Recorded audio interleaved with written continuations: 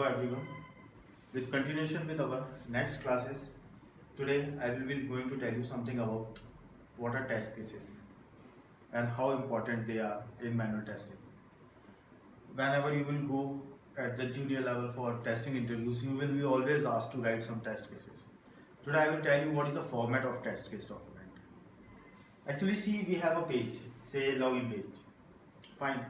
So we have certain cases need to be verified. Like we need to verify that the text of login page is correct. Username text, its color,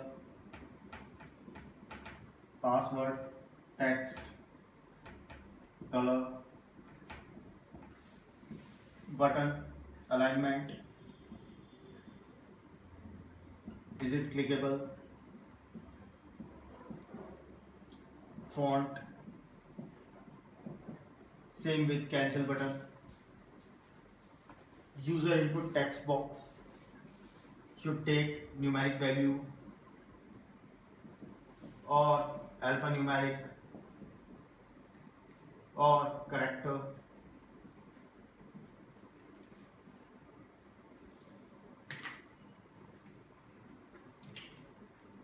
Same with password, it should be 8 character long, should have special character.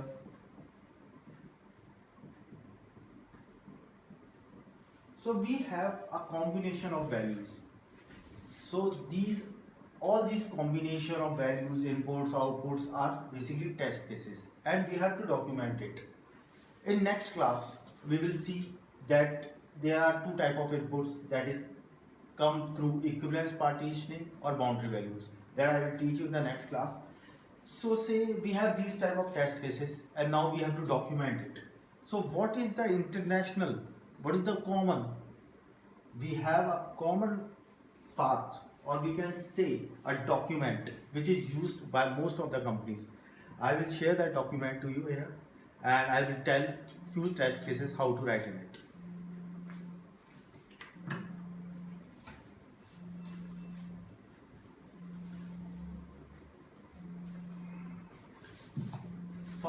First important, test case ID.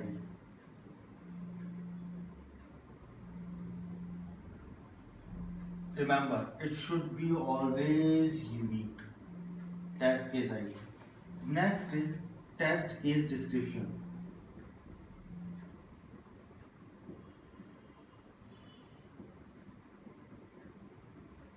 What is the description of test case? What you are actually testing.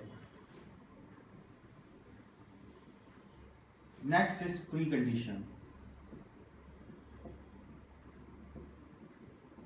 Before executing any test case, we have some precondition that should be satisfied.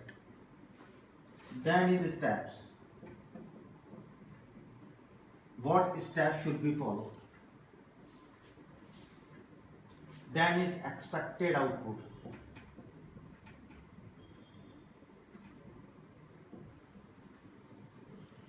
So after following that steps, what is the expected output?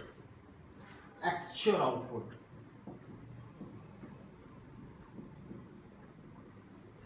What is the actual output came after execution that steps? And we can have more columns, but one is pass fail criteria. After executing this test case, whether the test case pass or fail will come here. There are other columns if you want to add, like execution date,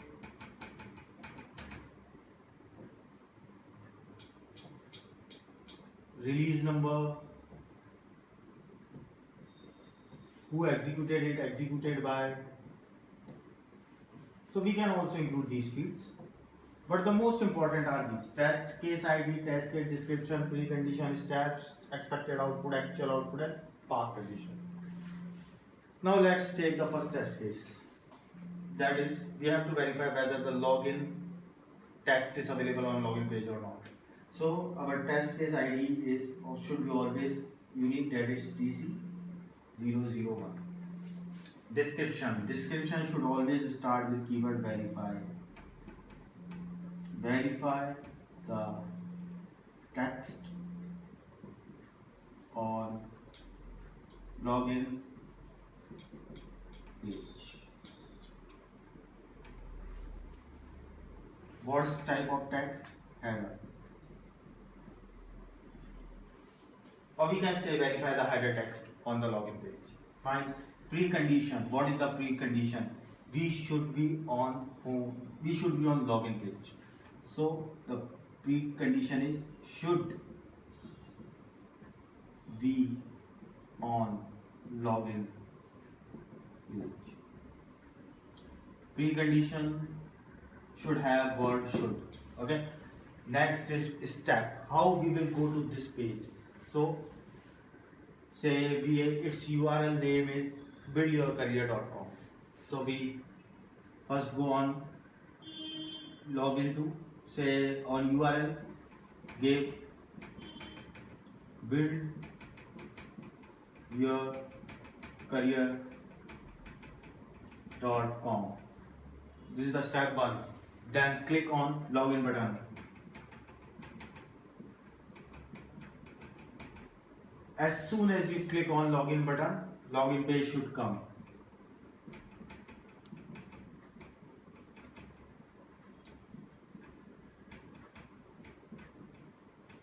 Next is expected output.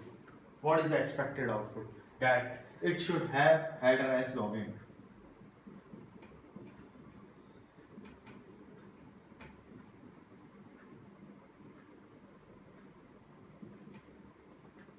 Actual output, what we are currently seeing.